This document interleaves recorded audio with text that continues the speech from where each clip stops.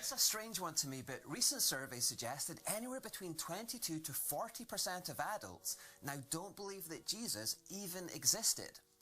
Now, this is one of those examples of people just believing something by osmosis without personally investigating it. Because if they did, they discover that there isn't a serious historian in the world who doubts that Jesus existed. It's just not even up for debate in scholarly circles. Why are historians so sure that Jesus existed? Why is there not even a shred or a scrap of doubt about it?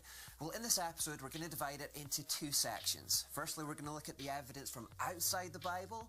Then we're going to look at the evidence from inside the Bible. So when you put all of these accounts together, and remember, none of these people are Christians. Most of them are actually hostile to Christianity. They don't like Jesus. They don't like Christians. And yet they all acknowledge that Jesus did exist. And what they've also done in their writings, of course, is unwittingly confirm many of the things reported about Jesus in the Bible. I mean, if all the information that we had about Jesus just came from these secular sources, even if we didn't have the Bible, we would still know a good bit about Jesus' character and what he did.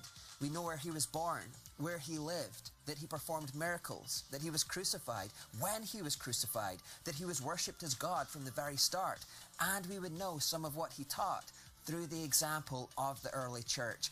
All this we would know just from the secular accounts. But of course, we do have the Bible, and that's the second reason we know that Jesus existed, because of what's written about him in the New Testament accounts. The New Testament reports were written by eyewitnesses who all lived at the time of Jesus and saw exactly what he did with their own eyes.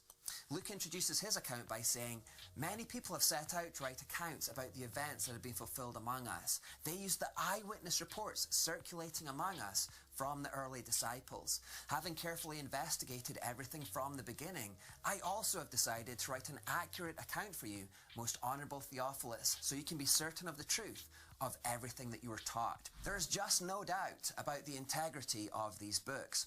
But then atheists say, and he tried to do it in that interview actually, they say, well, maybe they lied. Maybe they just made up all of their accounts. But where do you even start with that? I mean, quite a common one is for skeptics to say that the early Christians made up the story of Jesus for power and control. Now, as we saw in the first half of this video, there was no power and control for being a Christian.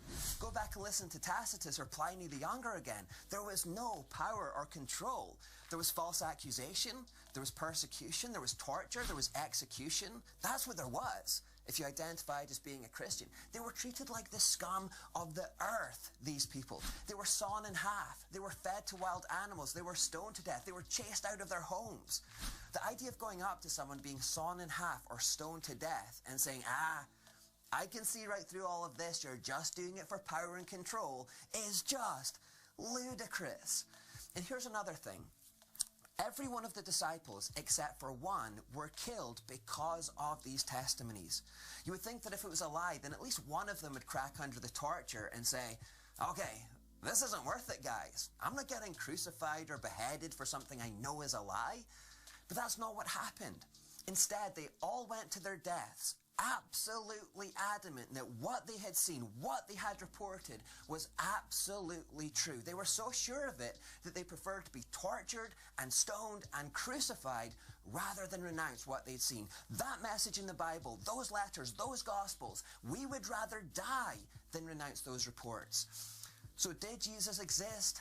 He 100% existed. All serious historians agree on this. Whether they be agnostic historians, atheist historians, there's just no doubt that Jesus existed.